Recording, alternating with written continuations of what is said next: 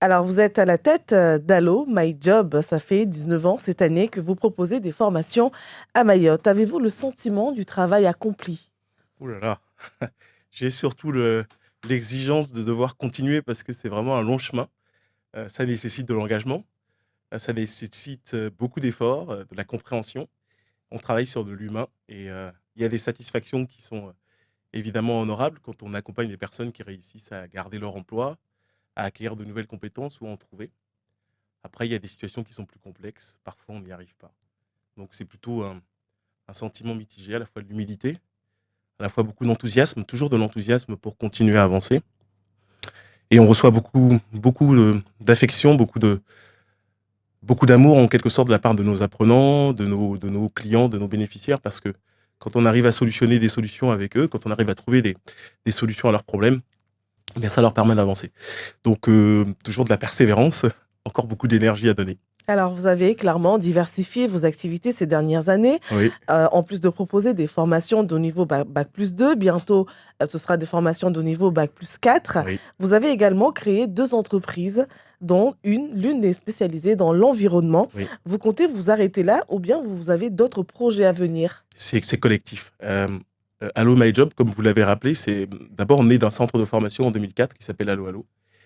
Et après les années 2015, on a commencé à diversifier nos activités parce qu'on a senti avec toutes les personnes avec lesquelles nous travaillons qu'il y avait un besoin.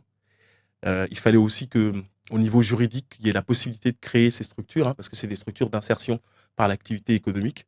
Pourquoi l'insertion par l'activité économique? Parce qu'il y a beaucoup de personnes qui ont besoin d'être accompagnées ici et qu'il y a de vrais potentiels Qu'est-ce que vous appelez, insertion par par l'activité l'activité économique. économique? Vous avez raison de le dire, c'est dans le domaine de l'économie sociale et solidaire. Alors, c'est la capacité à allier à la fois un modèle économique qui soit viable, qui soit rentable, ce sont des entreprises, mais en même temps avoir une dimension sociale ou sociétale. Qu'est-ce que je veux dire par là? Je veux dire essayer dans son approche d'inclure tout le monde pour que le collectif soit solide et que l'individu puisse, à l'intérieur de ce collectif, exister. Ce que je veux vous dire, c'est que quelle que soit la brillance ou la force de le chef d'entreprise, s'il n'y avait pas de route, s'il n'y avait pas de service public, s'il n'y avait pas un travail collectif, il ne pourrait pas exister. Donc l'individu a aussi sa place dans ce collectif. Donc l'insertion par l'activité économique et sociale, son ambition, grosse ambition, hein, c'est de rapprocher les personnes qui sont les plus fragiles d'une inclusion durable. Et cette inclusion passe notamment par l'acquisition de compétences. Ça peut être des compétences techniques. Par exemple, avec le développement du numérique, on peut avoir de nouveaux besoins. Donc c'est intéressant d'accompagner les personnes à acquérir ces compétences pour qu'elles puissent se vendre sur le marché du travail. Mais ça peut être aussi des savoir-être, des savoir-faire. Savoir-être, ça peut être tout simplement l'amabilité, ça peut être la politesse, savoir se comporter dans le milieu du travail. Donc tout ça, ce sont les approches sur lesquelles nous travaillons avec nos publics, demandeurs d'emploi, mais aussi salariés, pour leur permettre, comme je vous ai dit, soit d'aller vers de l'évolution professionnelle, soit d'aller carrément vers de la structuration, de la sécurisation de leur parcours. Donc Voilà. en clair, William Adosso, vous formez un public et vous mettez aussi ce public-là à disposition des entreprises. C'est Est-ce que exactement ça. une espèce de boîte d'intérim, Oui, est-ce alors que c'est politiquement correct? c'est très intéressant parce que l'ambition que nous avons, c'est pas d'être dans une logique individualiste. On a envie, en fait, c'est pour ça qu'on parle d'innovation sociale. En fait, on a envie dans ce contexte un peu compliqué où tout n'est pas à sa place, où tout n'est pas comme il faut quand même essayer d'avancer. Donc c'est prendre des risques, c'est essayer d'innover et en même temps en ayant l'ambition d'être suivi par d'autres. Parce que je me dis, dans le désert, quand il n'y a pas de lumière, l'idée, c'est pas d'avoir un seul restaurant, une seule maison. Il en faudrait 10, il en faudrait 20 comme Mais est-ce ça. que c'est politiquement correct d'avoir un centre de formation et ensuite c'est moi je les forme et je les mets à disposition Mais d'entreprises? vous avez raison. Présenté ainsi, je vous dirais que ça peut paraître surprenant parce que c'est pas la réalité, hein, à vrai dire. Nous avons dans le groupement Allo My Job 3 entreprises qui sont distinctes, qui ont un savoir-faire qui est distinct, mais qui ont en même temps une cohérence. Un employeur ou une collectivité ou une association, quand elle a besoin d'une secrétaire assistant médico-social, eh ben, elle exprime son besoin. Le centre de formation Allo Allo est le premier à avoir démarré ces formations-là. Donc, je vais vous dire, déjà dans la formation, nous avions déjà un public que nous formions qui pouvait être mobilisable pour ces entreprises. Eureka Mayotte, qui est notre entreprise de travail temporaire d'insertion, elle a une centaine de salariés qu'elle accompagne, qu'elle délègue auprès d'entreprises, et ce ne sont pas forcément des salariés qui sont passés par Allo Allo. Je vais même vous dire qu'aujourd'hui, au démarrage, c'était le cas, mais aujourd'hui, c'est quasiment pas le cas. Et on travaille avec d'autres structures de formation, en local et en national. Donc, Voilà. pour vous, est-ce que, y a-t-il plus de chances de décrocher un travail lorsque, le public passe par les centres de formation classiques dont, le Oui, vôtre? moi je crois vraiment à la formation. C'est la base de tout, parce que c'est quelque chose qui nous permet d'ailleurs tout au long de notre vie déjà, hein, de nous mettre à jour, parce que les choses évoluent, que ce soit dans vos métiers comme dans les nôtres. On parlait de la nouvelle technologie, du numérique, on parle des évolutions, de la veille, on parle de recherche et de développement si vous voulez. Donc c'est essentiel cette formation tout au long de la vie.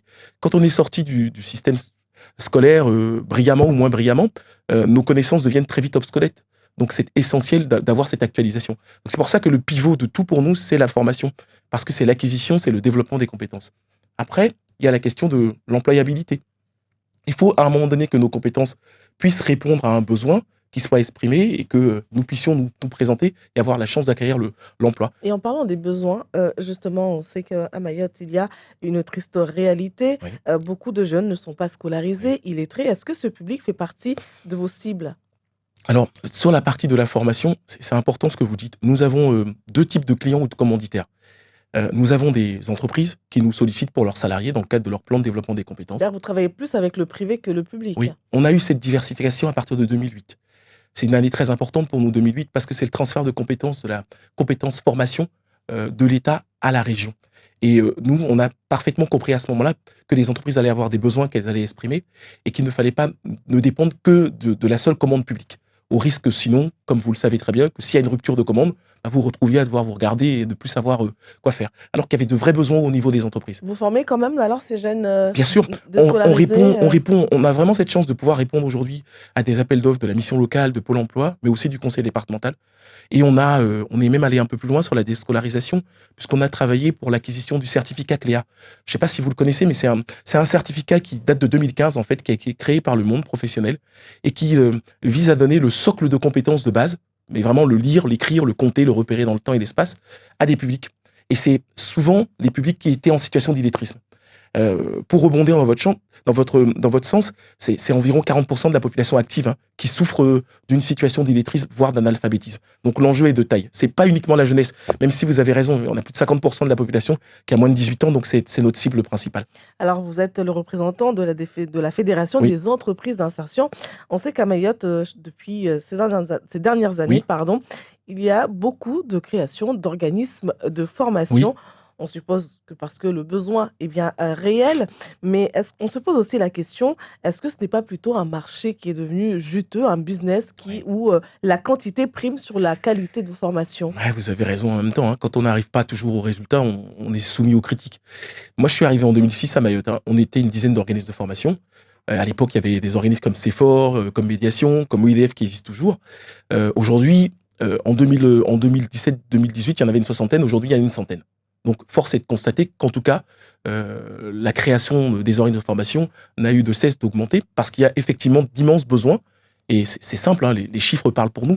Il y a, avec le conseil départemental, il y a environ 3 500 places chaque année, plus la mission locale qui fait aussi rentrer, avec la mise en place de ce qu'on appelle le PIC, le plan d'investissement compétences. Pôle emploi a aussi généré des appels d'offres, des appels à projets. Et je vous rappellerai juste un petit détail, c'est que avec la mise en place aussi des contrats pro et des contrats d'apprentissage, aujourd'hui c'est une autre dimension de la formation, mais c'est une alternance entre chez un employeur et au centre de formation, avec un financement de l'ACTO. C'est plus d'une dizaine de CFA qui ont vu le jour. Donc effectivement, il y a un boom de la formation qui est aussi lié aux politiques publiques qui sont mises en place. Est-ce que pour autant on arrive à la qualité?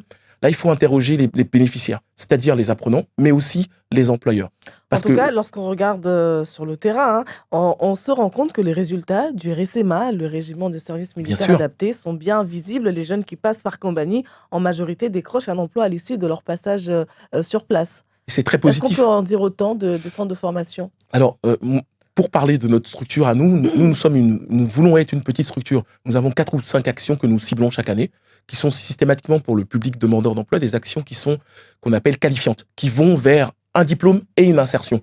Donc, c'est des groupes d'une dizaine de personnes. Et là-dessus, on a des résultats qui sont plutôt de l'ordre de 75% de personnes qui soit rentrent en emploi, soit vont sur des poursuites de parcours. Mais je vous avoue que je souhaiterais qu'il y ait beaucoup plus de structures comme la nôtre, en fait, parce Vous que ça travaillez permettrait. avec le RSMA, par exemple? Bien sûr, on travaille avec eux aussi bien sur la partie insertion, c'est-à-dire qu'après la formation, on arrive à identifier des profils chez eux qui puissent aller chez les clients que nous avons, mais on travaille aussi avec eux sur la partie poursuite de parcours de formation. Il nous est arrivé aussi d'être dans des dynamiques où les jeunes sont passés par chez nous, ensuite sont allés par le RSMA pour poursuivre sur d'autres formations. Alors, William Adosso, quelles sont vos relations avec les autres organismes de formation? Alors moi, j'ai une longue histoire, hein. J'ai essayé. J'ai pas très bien réussi dans le début des années 2010 d'être un peu à la tête de la fédération des OF à Mayotte là et d'essayer de booster, de travailler avec pas mal de partenaires. Je suis quelqu'un qui est infiniment pétri de collectif. Ça, je sous-entends juste par cela que je travaille avec tout le monde.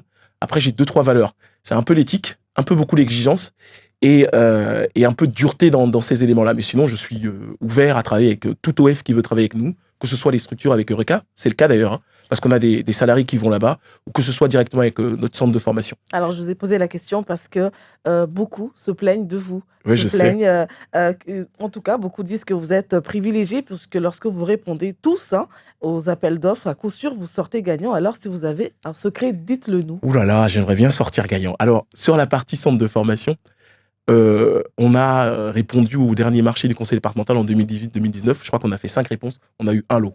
Alors, si on est gagnant, je suis content, mais c'est le lot le plus difficile. Mis à part cela, on répond à des appels d'offres nationales, nous. Donc, nous, très vite, tout en étant petits à Mayotte, on s'est dit, tentons notre chance, allons travailler ailleurs, trouvons d'autres clients. Et là, on a répondu à un appel d'offres national qui va nous amener à intervenir si on est reçu, mais on est en concurrence avec d'autres OF à Mayotte et peut-être dans l'océan Indien. Peut-être aussi que, contrairement à d'autres, nous, on n'est pas sur une logique de volume. On essaye vraiment d'aller vers des choses qui sont efficaces, efficientes. Et puis, on a une vraie difficulté, et je crois qu'on la partage tous, c'est celle de la compétence humaine. Vous savez, pour lancer une action de formation et aboutir, il faut trouver des hommes et des femmes qui sont compétents pour accompagner vos bénéficiaires. Donc, c'est tout un travail et ça prend du temps. Ça prend vraiment beaucoup de temps. Une action comme celle qu'on a démarrée avec le conseil départemental en décembre, c'est 4 années de boulot. Et je vous mens pas. C'est un partenariat avec l'AFPA, c'est trouver des formateurs, c'est travailler sur le modèle économique pour que ce soit viable. Donc, c'est pas, la formation pour nous, c'est pas du volume, c'est pas du business, c'est pas de l'appât de gain, c'est de l'humain. Et il faut pas se tromper parce De que l'humain, mais entre-temps, il n'y a pas d'entente entre les organismes de formation. Est-ce c'est à que... déplorer, mais c'est pas propre aux organismes de formation. Si vous observez, c'est un peu propre à notre culture mahoraise où on a une méfiance très forte des uns des autres, qui est sans doute liée à des expériences, hein. Beaucoup de gens ont été déçus. À titre personnel, j'ai déjà été déçu. Mais c'est pas la déception qui doit l'emporter, sinon on n'avance pas. Donc faut savoir tirer les leçons, comme je dis, et essayer d'avancer. Mais je suis plutôt pour un langage très positif. Et ce ne sont pas des vains mots. Moi, je ne parle très peu, hein. J'essaye juste de construire les choses par les actes. Donc, c'est quoi votre secret? C'est la qualité. Vous misez sur la qualité parce que pour vous attiser autant de... Oh, et vous savez, c'est tout à fait normal quand on fait quelque chose d'être soumis aux critiques. Donc toutes les critiques sont bonnes. Des fois, elles sont fondées, des fois, elles sont pas fondées. En l'espèce, dire qu'on a tous les marchés, c'est pas fondé pour moi. Mais j'ai pas besoin de discuter là-dessus, les gens ont le droit d'avoir une opinion.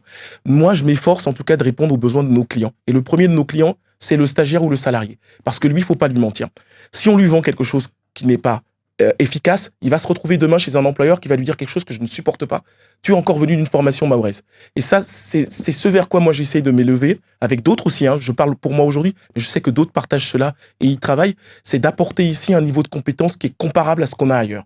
En 2022, c'est 300 bénéficiaires. Oh, Oui, c'est des salariés, ce sont des demandeurs d'emploi, ce sont des élus, parce que depuis 2008, on forme beaucoup en droit du travail les élus des entreprises dans tout ce qui est dialogue social. Oui, c'est tout ça qu'on a essayé de faire dans nos petits locaux, hein, dans notre petite structure. Donc c'est effectivement une organisation qui est compliquée, mais en même temps, il y a eu des besoins. Puis on a aussi accompagné des personnes en situation de handicap. J'y tiens beaucoup à ce qu'on le dise parce que dans notre activité, on a l'environnement, on a l'intérim, mais on a aussi l'accompagnement des personnes en situation de handicap. Et ça, c'est essentiel aussi pour nous. merci beaucoup, William Adosso. Je Merci rappelle de que vous m'avoir êtes à la reçu. tête d'Allo My Job. Merci Merci. bien.